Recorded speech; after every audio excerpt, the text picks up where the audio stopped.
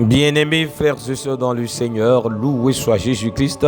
À jamais, j'ai la joie en ce jour de vendredi 19 décembre 2025 de vous présenter le 46e numéro de notre top chrono de la motivation biblique. Le thème de ce jour s'intitule « Ce que Dieu promet dans le secret change l'histoire ». Ce que Dieu promet dans le secret change l'histoire. Texte biblique, Juge chapitre 13 verset 2 à 8.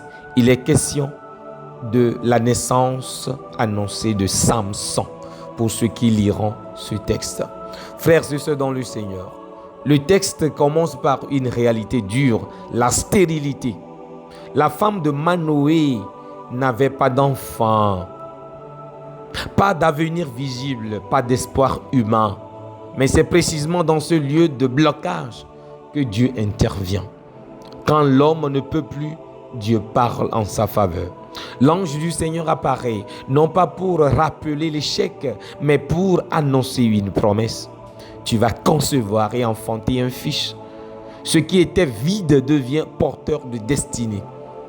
Dieu ne se contente pas de donner un enfant. Il révèle un libérateur. Avant même la naissance, la mission est déjà écrite. Dieu voit la fin dès le commencement des choses. Il appelle ce qui n'existe pas comme si cela existait. Manoah lui demande que doit être la conduite de l'enfant. Cela nous enseigne que quand Dieu promet, il donne aussi les instructions, les ordonnances. La promesse divine vient toujours avec une consécration. Ce que Dieu prépare demande discipline, obéissance et foi. Aujourd'hui, bien-aimé dans le Seigneur, Dieu te dit, ne laisse pas ton présent limiter ta promesse, ni la promesse que Dieu fait pour toi. Ce que je fais naître en toi portera une destinée plus grande que toi. Voilà ce que déclare Dieu en ta faveur. Ta stérilité devient fécondité. Ton silence devient une annonce. Et ton blocage devient le point de départ d'une grande délivrance. Merci Seigneur pour cette parole qu'il nous donne en cette fin de semaine.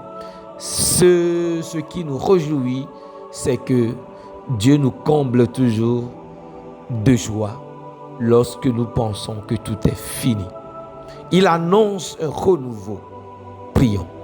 Seigneur Tout-Puissant, toi qui parles là où tout semblait fermé, je te fais confiance. Visite mes zones de stérilité. Réveille les promesses endormies et fais naître en moi ce que tu as décidé pour la délivrance et la gloire de ton nom. Je reçois ta parole, j'accepte ta consécration et je marche dans mon appel au nom puissant de Jésus. Amen, amen, amen. Vous venez d'écouter la voix de votre serviteur, le Père Odilon Kofi Maouli Amenyaglo, de la Société des Missions Africaines dans Top Chrono de la motivation biblique. Alors nous allons nous retrouver demain pour un autre numéro. Jusque-là, restez bénis. Bye bye.